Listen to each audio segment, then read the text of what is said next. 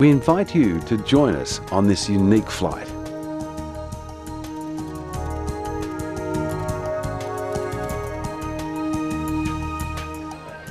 It's 1 o'clock in the morning at Gate Lounge 23, Melbourne Airport, Victoria, Australia. 330 passengers from countries the world over will soon board a Qantas charter jet for the flight of a lifetime. They are heading south to Antarctica to view the eclipse.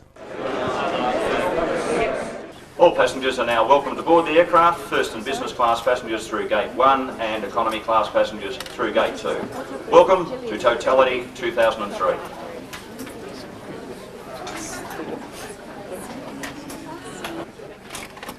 Some passengers shared their expectations and reasons for travelling. Well, excited, yet the adrenaline is really pumping because we've come from West Australia and being disabled is one of the few things that I can do, so we're away. I'm looking forward to the flight immensely. I've been there on the ground, but I want to see it from the air and appreciate it from the air. Well, yes, I'm very pleased to be able to come, very excited about it. It'd be wonderful to see the Antarctic and something I'd never expected to be able to do. Quite looking forward to the trip and have been looking forward to it for a long time, and I think we're getting a bonus having the eclipse. I'm really excited. I've come all the way from England especially for it. I just hope it's going to be brilliant. I hope it's not cloudy. Absolutely very excited. I'm not quite sure what to expect with the total eclipse, but this has got to be one of the most enjoyable events ever to happen that we're a part of. It's just absolutely wonderful. How were the Qantas crew feeling about today's flight?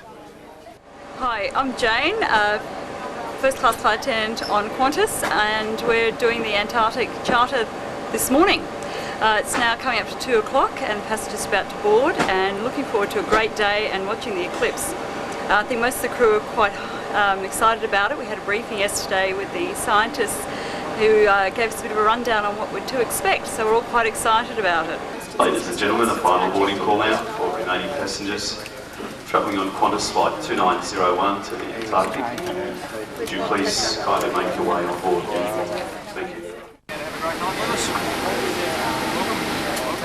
Once everyone settled in, the cabin crew gave a safety demonstration, and soon we were up and away. Is the type that has a single waist strap that clips together and tightens as shown. B1.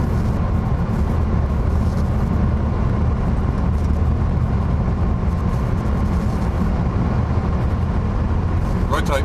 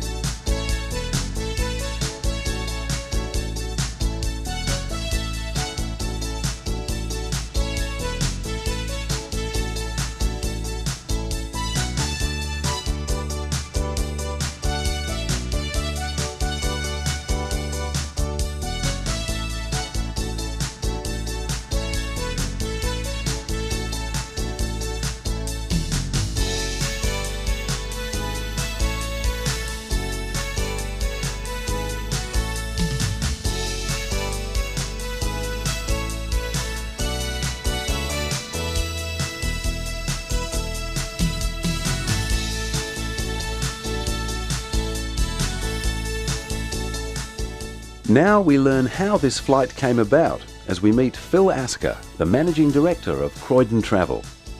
Croydon Travel has been operating Antarctica sightseeing flights since 1994. 4 years ago, we received a surge of emails from eclipse enthusiasts from throughout the world regarding the total solar eclipse, visible only over Antarctica.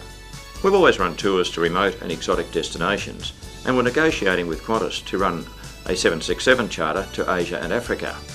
We raised the possibility of starting Antarctica flights and ran our first flight on New Year's Eve 1994. Since then, over 70 flights have given more than 25,000 people the chance to see the world's last great wilderness. We provide a full day of Antarctic experience with experts on board to really bring the continent alive. It's one day in your life to sit back with a glass of champagne in your hand and gain memories you'll never forget.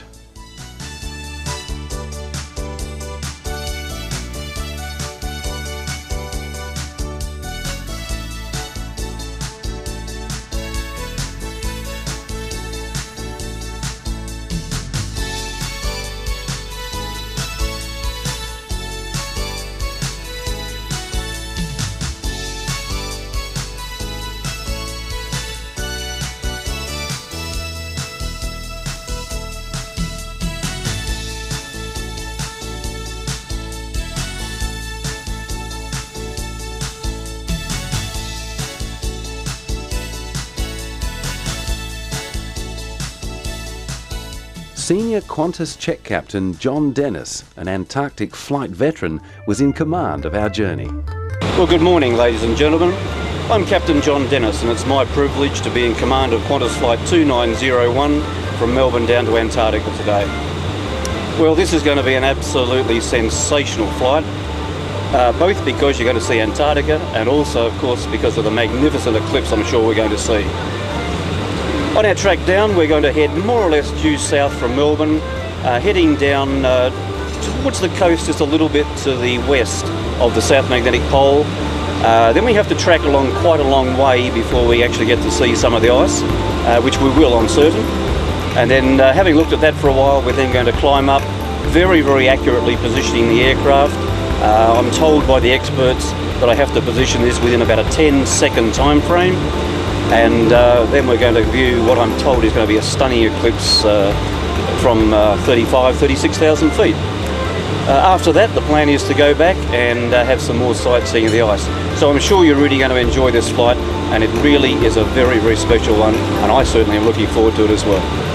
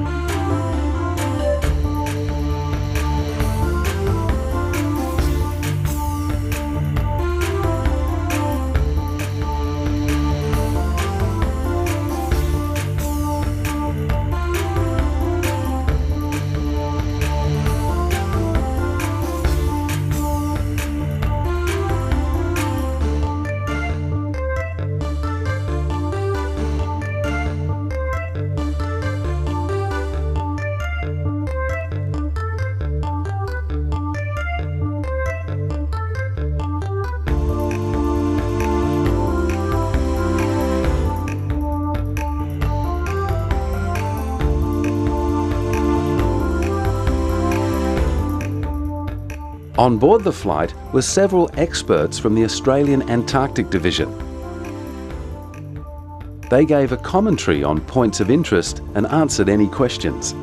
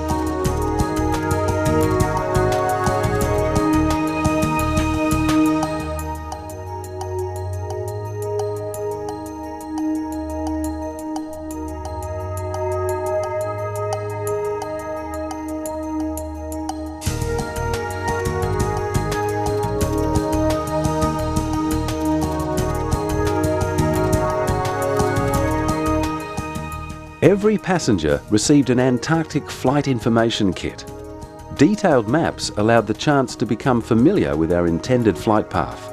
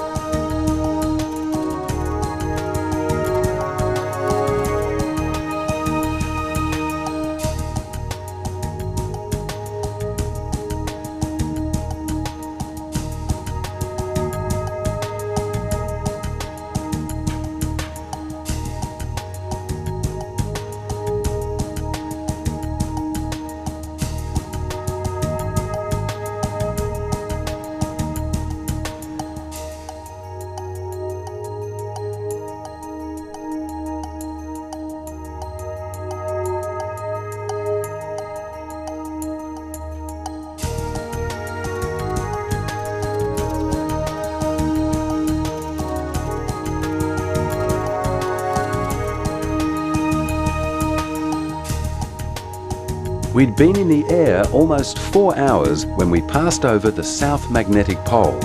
This caused the flight deck compass to spin.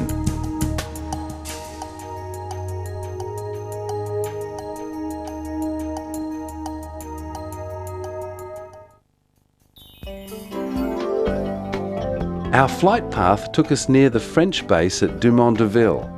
We then headed west to Queen Mary Land and the Shackleton Ice Shelf. Our rendezvous point for the Eclipse was at 70 degrees south, 95 degrees east. After this, we returned to the coast at Wilhelm II Land before returning to Melbourne.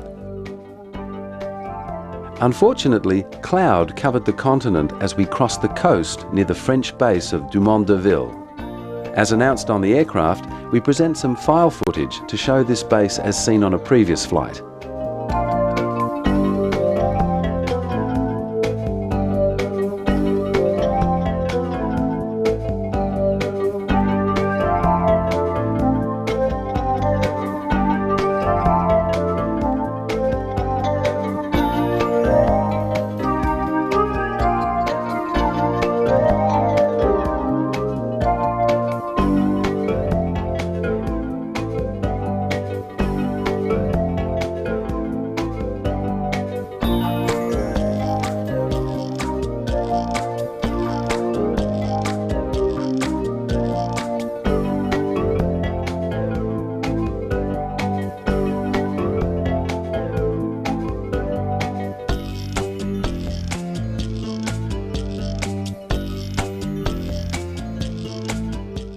The cloud broke briefly to give our first glimpse of the Antarctic continent near Queen Mary Land, just west of the Shackleton Ice Shelf.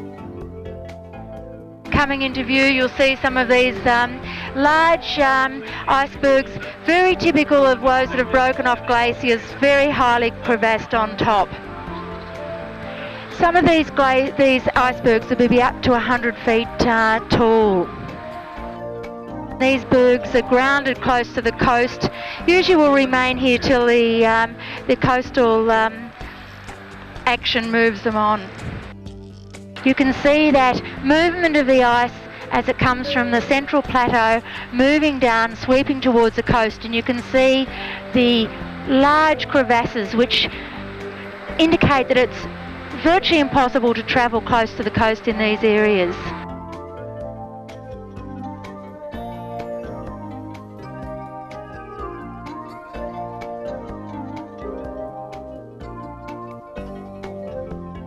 You'll see the fast ice that started to break up when we call the pack ice. The patterns of the ice are quite amazing. You'll see the very light grey between the broken bits, and that's where the ice has started to reform again. Because we're still early November, whilst we might say it's summer, down here it's still a time of the year while the ice will break up, then start to reform again.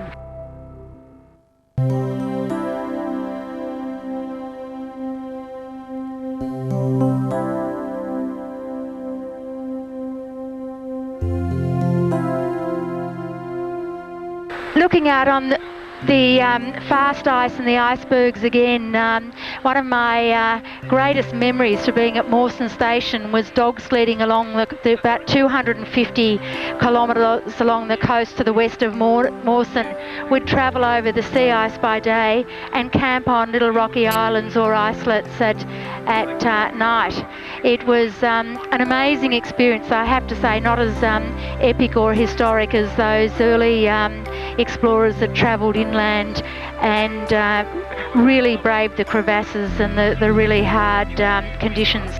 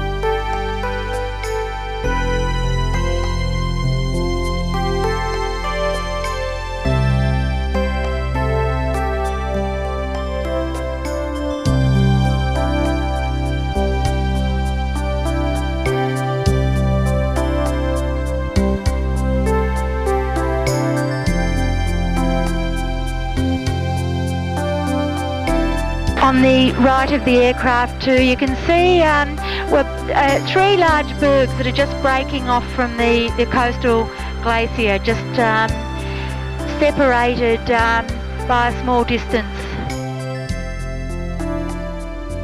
And then if you look out towards the horizon on the right, you can see the extent of the fast ice and the open sea.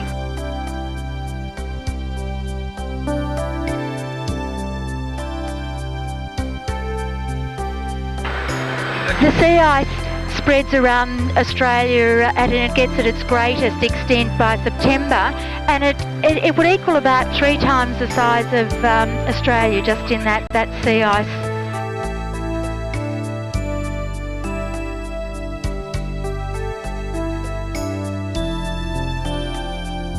You should be aware that the partial eclipse is going on at the moment. Glenn just brought it to my attention. I must say I was too busy looking at icebergs. But for those of you on the left, it's the start of what's the best is yet to come.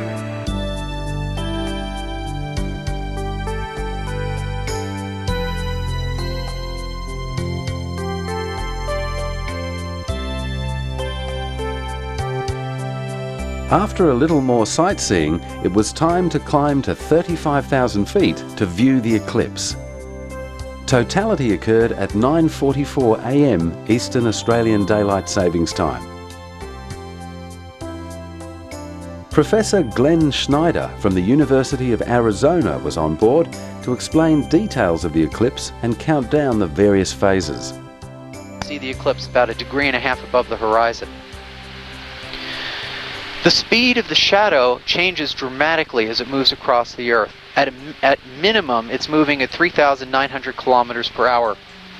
And it will overtake us at approximately that speed. We will be intercepting the moon shadow, or more properly, it'll be intercepting us near that point where it's moving at its minimum speed, and that's what gives us the longest duration of totality that we could possibly get.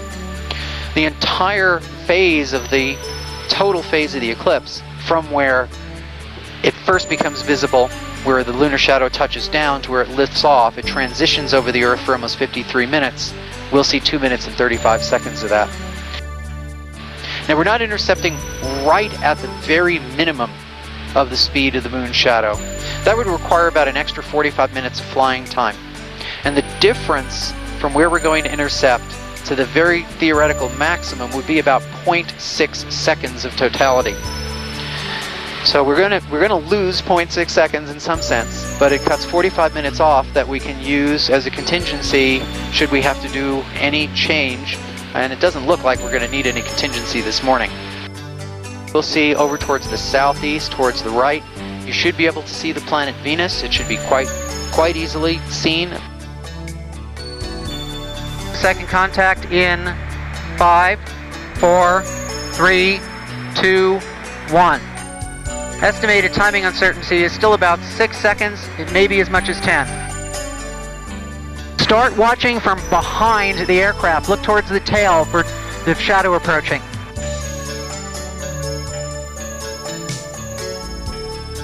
The excitement began to build during the partial stages. 1 minute to second contact.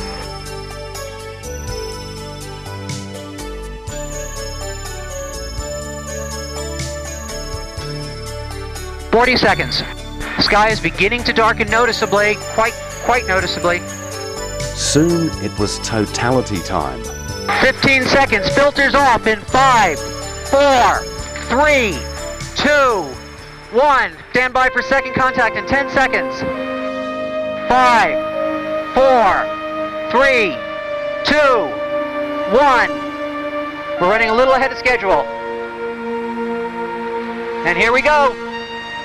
Diamond ring, and there's the corona, first visible on the left. Beautiful. Look at that corona. You can see Venus off to the right. You can see the moon's shadow arcing to the right. If you look carefully, you can see Mercury. It's a little dot. The corona is absolutely spectacular. Wonderful streamers.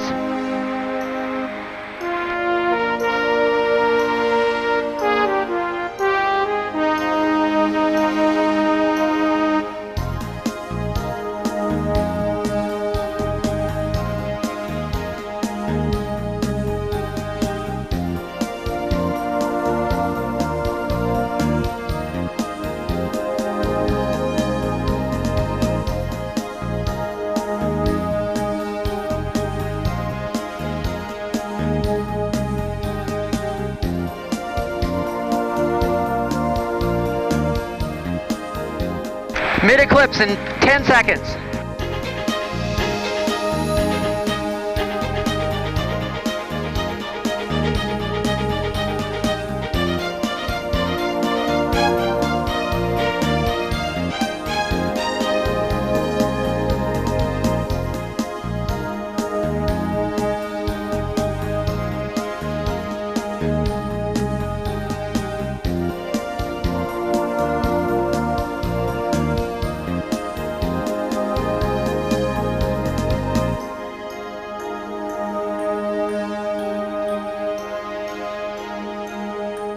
"45 seconds to third contact.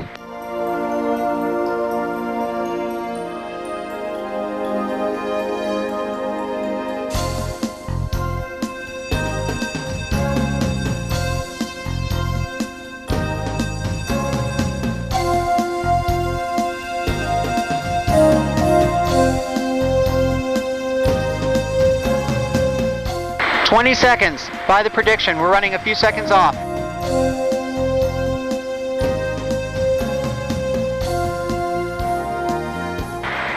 Look at that prominence. The much sought after diamond ring didn't disappoint. Chromosphere starting to appear on the left side. 5, 4, 3, 2, 1. Diamond ring! Filters back on. Use your filters to start viewing the eclipse.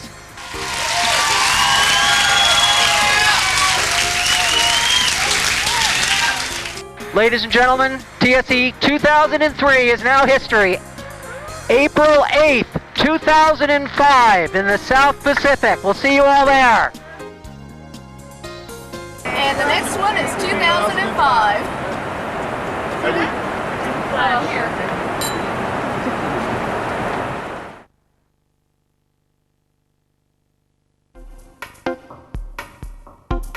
As the excitement subsided, we headed for the coast and some superb scenery in the world's last great wilderness.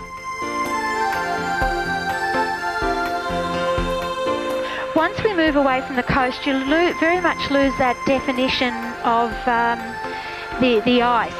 The crevassing of the coastal ice is much more severe around the coast, particularly in this area where there are no mountains or nunataks.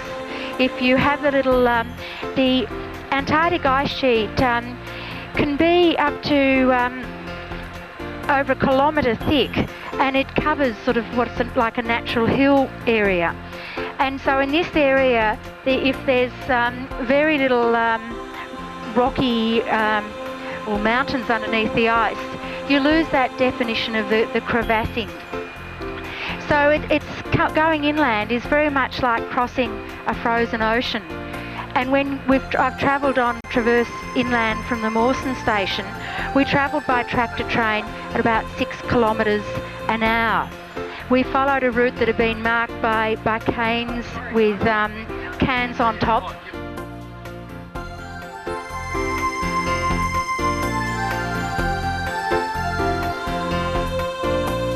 In 1960, we took down to Mawson, and Mawson's a windy cow of a place. We took a DC-3 aircraft down, twin-engine cargo plane, and we had it moored about 10 miles inland from Mawson, up near a mountain, tied down on the plateau. We had it fully laden because we were about to take off and go and do some work, and the weather started to deteriorate, so we couldn't fly. And we tied the aircraft down with 2 10-ton braking strain cables on each wing root, 2 10-ton braking strain cables on each undercarriage leg, and a 10-ton braking strain cable yoke across the fuselage. Tied it down to great big dead men sunk in the ice behind a wind fence, which theoretically reduced the wind velocity by about 25%. And while we left tied down there about 16 tons of aeroplane, we went and cowered in a little camp we had in the lee of the mountains where we were relatively protected. For 3 days the wind blew hard where we were. We were testing a 5-ton 4-wheel drive truck for the Australian Army. It blew over onto its side during the blizzard and was skidded along on the ice until it came up against some boulders which were frozen into the ice, great big boulders, and the truck couldn't slide anymore, so it toppled again, and we last saw a 5-ton truck being blown away side over side, rolled away by the wind. Stones as big as the end of my fingers were blowing around like sand on the beach in a storm. One of these stones eventually breached the wall of one of the huts and allowed the wind inside it, and the whole hut exploded. Boom.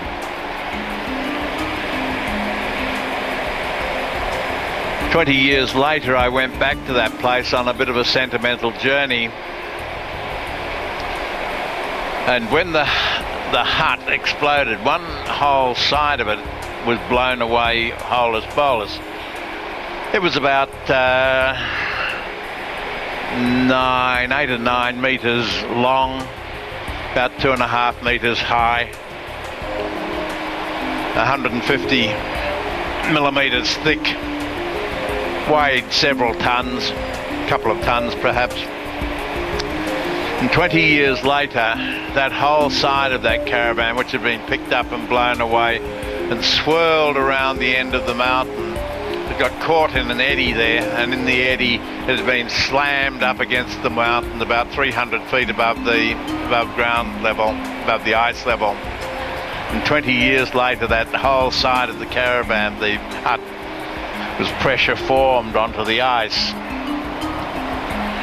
Well, when we went out, we went 3 days later when we were able to get out to where the aircraft had been tied down. It wasn't. A Beaver aircraft, which we had there also, single-engine aircraft, had been torn apart at its tie-downs. It was tied down similarly to the DC-3, and the aeroplane was just torn to pieces. There was about 8 feet of fuselage on one tie-down rope, flailing around like a feather on a string. Bits of wing, bits of undercarriage blowing, literally blowing around. Many of you will have done as I did as a kid. You'd have a piece of string with a feather tied on it. You run and the feather whirls around behind you. Well, hunks of aeroplane were flailing around like that, whirling around on the end of their tie-downs. But the DC-3 wasn't there. All the tie-downs had broken. About 50 or 60 tonnes total breaking strain of cable was snapped, and we went looking for it, and we found it later. And the wind had picked up 15 or 16 tonnes of aeroplane and blown it about 15 kilometres.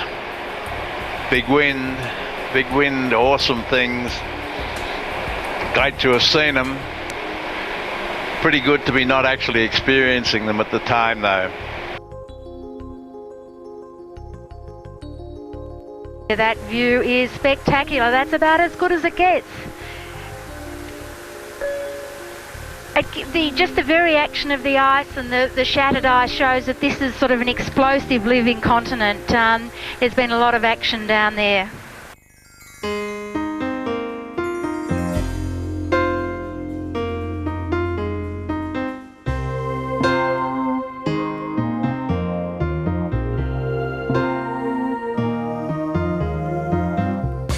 Coming into view on the right, you'll see two contrasting bergs together, one with that very smooth top as I mentioned, the other with the crevasse top.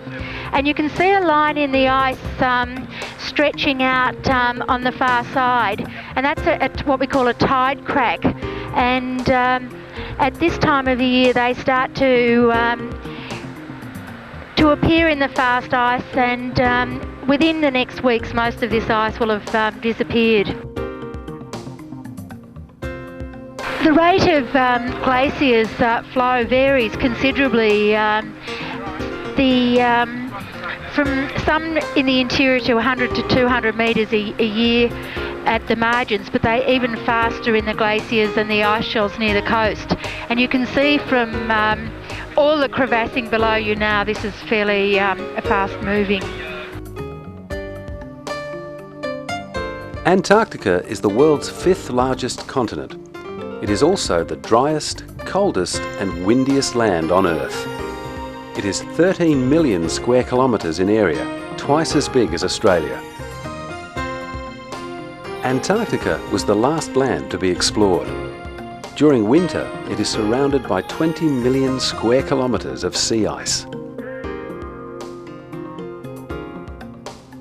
An amazing spirit of cooperation was demonstrated as everyone got the coverage of the icy landscape.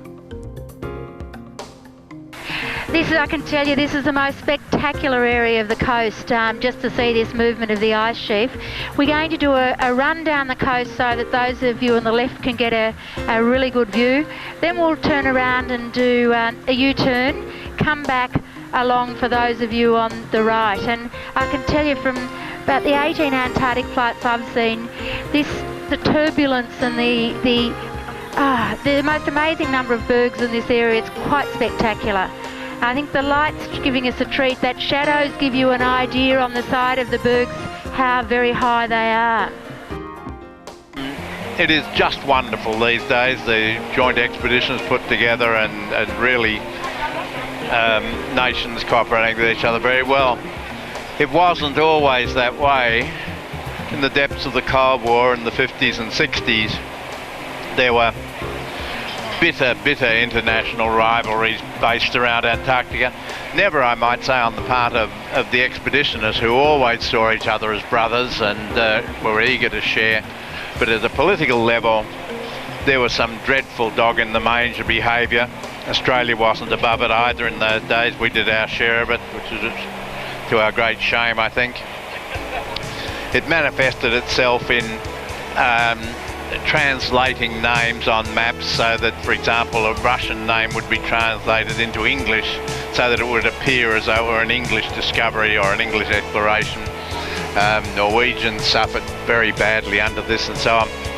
But at expedition level, there was always the most warm, better than cooperation, genuine comradeship from expeditioner to expeditioner.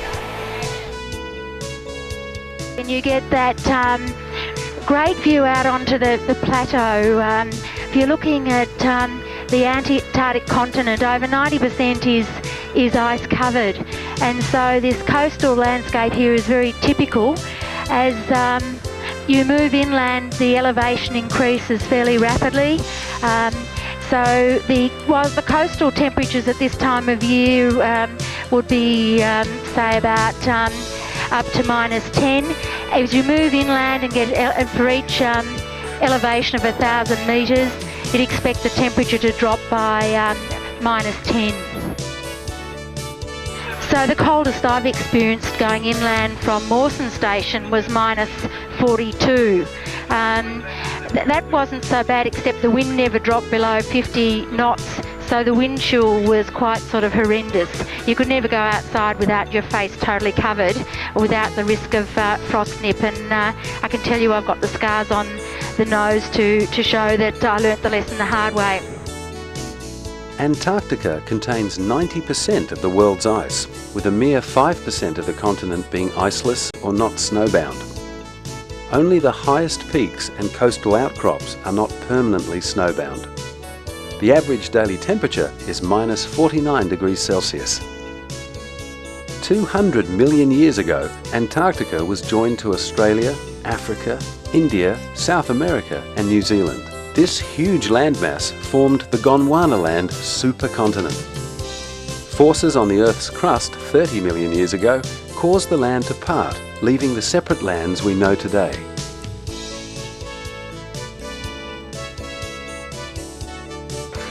Oh gee, it's just a spectacular view of the coast and the fast ice. We are still over the plateau itself, and coming into view you see a couple of little peak domes that are heavily crevassed. And I mentioned earlier, as the ice comes down from the plateau towards the sea, and as it rises over like rocky hilltops, you'll get this crevassing forming, and there's some terrific examples immediately coming into view looking down from the aircraft. Then you've got the outline of the coast with all the broken bergy bits. There's again a lot of the crevassed large bergs that have come off the end of glaciers, and there's a few flat bergs there that have come off ice shelves. They're the flat top ones without any crevassing. You'll see a few there coming into view. Before each of the Australian Antarctic expeditioners leave to go to Antarctica each summer, they have to do field training, and one of the field training tasks we have that we hope we never have to use is crevasse rescue, where we learn to abseil down ice cliffs, and there have been at times where this crevasse rescue techniques have had to be put in use. In my own year at Mawson, when I was station leader there in 1989, we lost one of our husky pups, and after a day searching discovered she'd fallen down a crevasse. and the only way we could get her out, and she was a bit of a favourite pup, was to winch one of the smaller men down. He was tied by his feet. We winched him down head first, and then he had to pull the poor little pup who'd frozen into the ice free. She survived the ordeal but had to have the end of her tail amputated because it had been frozen in the ice for some time. But it's certainly incidents like that made you very, very wary that whenever you left station you stuck to the signed routes. As cloud prevented extended viewing of the continent, we now show some other areas covered by previous flights, giving a best of Antarctica scenario. Our flight took us close to the Australian base at Casey, which was experiencing a blizzard during the eclipse. Here we see the colourful buildings that make up the base.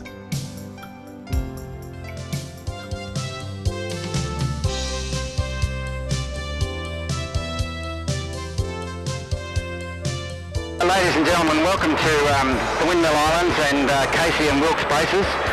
Wilkes Base was an American base that's been abandoned, but Casey Base is very clear in view on the left-hand side of the aircraft. A satellite phone link allowed Casey station leader John Rich to tell us about the base. You saw that the buildings are all multicoloured. The orange buildings are the workshop, the green is the store, the large red building, which we lovingly refer to as the red shed because it's big and it's red and it looks like a shed. That's where we live, and that's where I'm sitting right now to talk to you. The operations building where the radio and the Met and the communications people live is yellow, which was up the far end, and the other yellow building you would have seen is the science. Has got scientific laboratories in it and offices.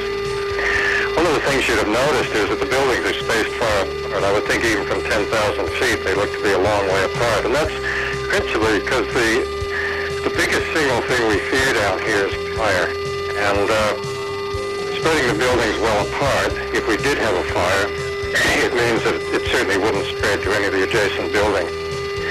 The biggest problems we have here in winter is getting water. There's a lot of frozen water in the ice cap, which you would have seen today. It's probably the world's biggest supply of water. But unfortunately, when it's all frozen, it's very hard to get, so we have to melt water. We use excess heat from the power generating to melt water here in the winter. But it's still very, very difficult, and for most of the year, in winter and certainly next summer, when we have a full summer crew here of about 55 or 60 people, we will be on water ration. That means people are limited to one shower every 2 or 3 days. You're limited to doing your laundry once a week. If you do have a shower, it's something like 2 or 3 minutes long. We don't have that problem this summer because there's only 17 of us here, and we'll be here right through until next October. And we think the Kapitan Kolesnikov, the Russian icebreaker, will be in with our summering crew. Until then, we can have longer showers, and certainly when October rolls around, we'll be back down to water rationing. Orange penguins. Now, why are the colonies red? And the answer is they feed on krill, which is a crustacean, which is bright red, and the carapace, the hard parts and the outer shell, gets excreted, and that's bright red. So hence the red colour of the penguins. The penguins are nesting on the hills there, and they do that for two reasons. One is that they like stones to build their nests. They build nests of small stones, but they build them quite high if they can get enough. They're inveterate stone thieves and will pinch stones off each other, but they must have stones. They must have then, of course, access to the water, because they feed at sea and bring back krill for the chicks. Much further east, near Dumont de Ville, is Commonwealth Bay, location of the legendary Mawson's Hut.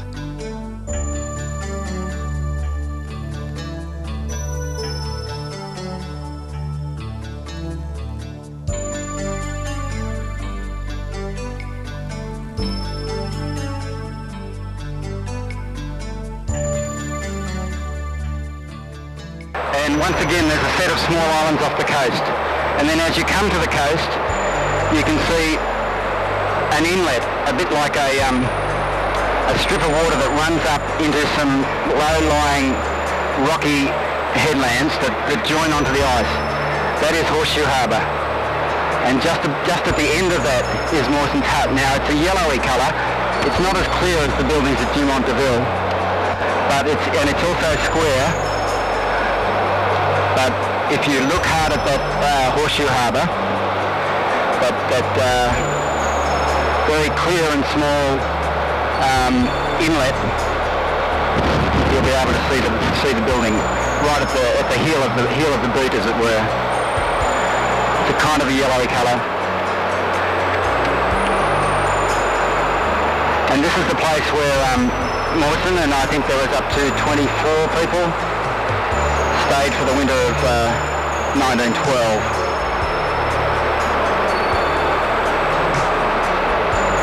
Yeah, and the building's quite clear there now. Quite clear now, so there's a good view of it at the left-hand side of the aircraft. It's only small, and it's yellow, and it's built just inland of some rocks. But the key is to look at Horseshoe Harbor that looks like a boot, and it's sort of just behind the ball of the foot, down towards the heel is where the building is. They had an average of, I think it was only like, in the whole time they were here, there was something like 14 to 20 days where they had no wind, and the rest of the time the wind was howling. And you can see here the wind is blowing drift. It's blowing snow and drift off the coast. As you look along the very coastal cliffs, you can see drift and snow, particles of ice blowing off the coast. So it's blowing a gale down there at the moment, probably 25-30 knots. So you can see it's not a very pleasant place to spend your time, although from the aircraft here it's very pleasant to look at.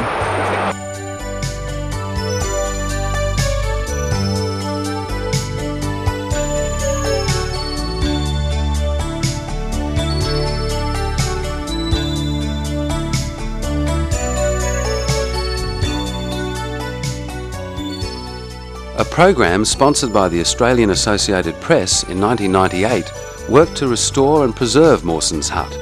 We now view some still photos of the progress courtesy of AAP.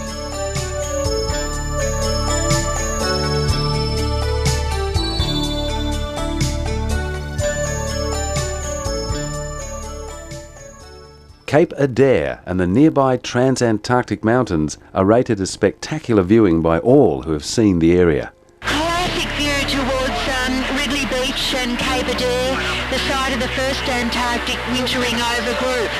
And the light today is in such a good position. We'll see the old original huts on the beach area. This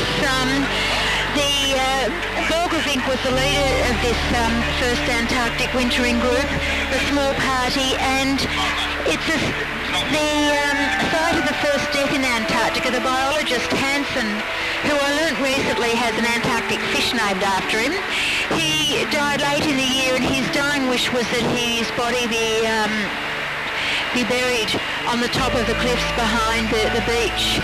And these cliffs are about 200 or 300 metres high, so I can imagine it was a very difficult task for his colleagues. You'll see the brown triangle of Ridley Beach at Cape Adair, and the old huts still on that site. The light might pick up the side of the roof. This is the site of thousands of Adelie penguins rookery as well. So in summer it would have been a pretty noisy place to live with that, especially in October when the penguins were courting. But you're looking right down on that brown triangle coming into view now of Cape Adair. One of the most historic sites in terms of our Antarctic history. 1898 was the year that first wintering group lived there.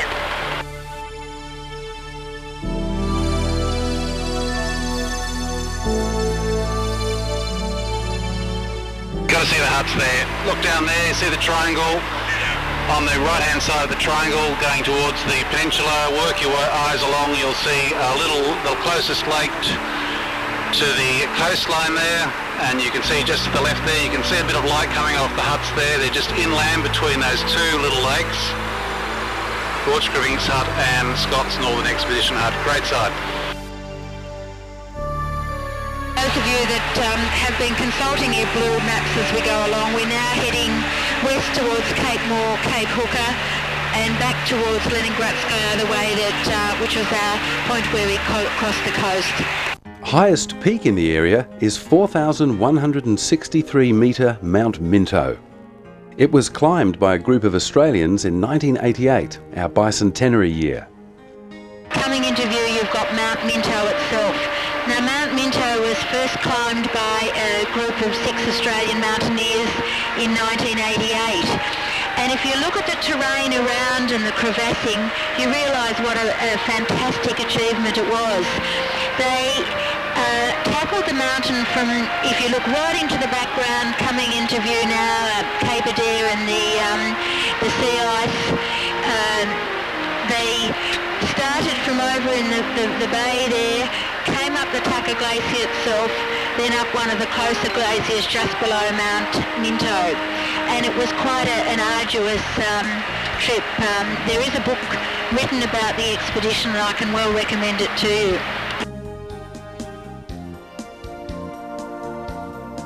On the left now you've got Mount Minto occupying the full window. You can see some of that snowfall down on the left-hand slope there. When we came over a couple of weeks ago on New Year's Eve, there was a lot of accumulated snow. There's more rock showing today, and you can see some of the blue ice, the shiny bits where the wind has blown all the snow away. But yeah, you wouldn't want to be travelling there without being very experienced. But also on the left you're looking right down south towards Mount Melbourne, and this is the start of the Trans-Antarctic Mountains that takes us right across towards South America. And this defines the line between eastern and western Antarctica. Some of the world's most spectacular glaciers are found in this area.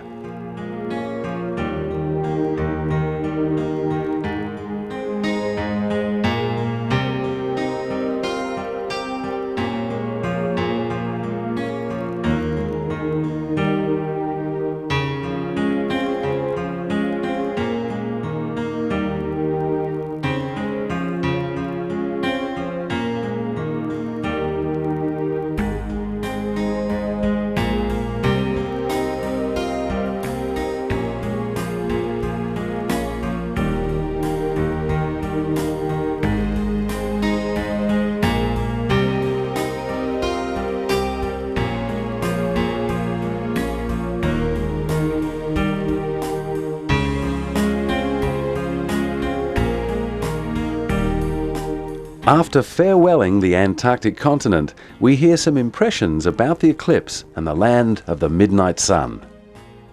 It was an excellent eclipse flight. Took a while just before we actually saw anything over Antarctica with all the clouds, but when the clouds cleared, wonderful icebergs and crevices, and then when the eclipse came, even better. Wonderful corona and 2.5 minutes of absolute heaven. Absolutely worth it, and a brilliant flight. I really liked the solar eclipse because it was so clear, and I enjoyed seeing the icebergs as well.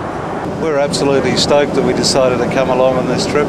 It's absolutely awesome and it's recommended to everybody.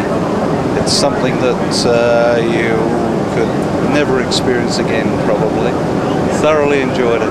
I think today was one of the most amazing days I've ever had. It's not like anything I could have imagined. I don't think words can really describe the views that we saw, and the eclipse was just unreal. I'm going to take heaps of photos back to my class at school, and I think we're going to have to do a giant big study on Antarctica. A lot more than what I ever expected. The eclipse was ultimately humbling, and the ice is just fantastic, and you realise just what a great planet we really do live in.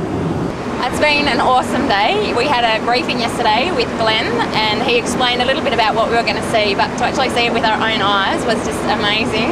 And the reaction of all the people, there were tears, there was laughter, it was amazing. It's just been a privilege to be on this flight. And we've got the double bonus. We've had Antarctica, but we've also had the solar eclipse. It's been great and they call it work. I think my colleagues have said it all, but it was amazing and I enjoyed it and I had a fabulous time and I'll do it all over again when the next eclipse over the Antarctica comes. Thank you very much and really enjoyed it, and I'm glad all the passengers had a good time too. Thanks. Yeah, it's an absolutely marvellous trip. Really enjoyed myself. The diamond ring was really out of this world. I've seen quite a few, but that was really clear. Brilliant. And the rest of the shadow coming across the ice, quite out of this world, no two ways about it. I thought the flight was amazing, it was breathtaking, a most amazing experience. This is my first totality and I'm definitely going to be doing it again. It's fun, it's good.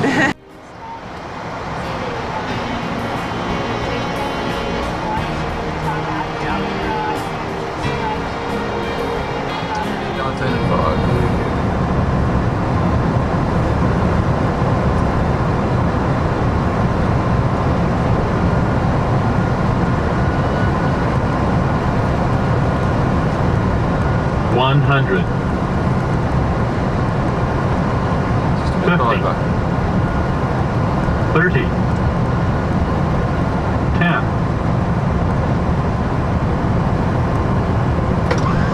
Split brakes up.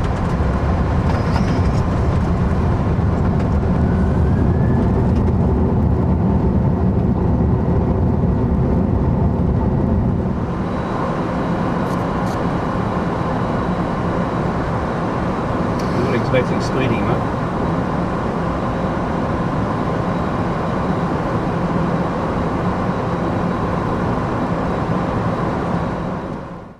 The Eclipse flight was an amazing time.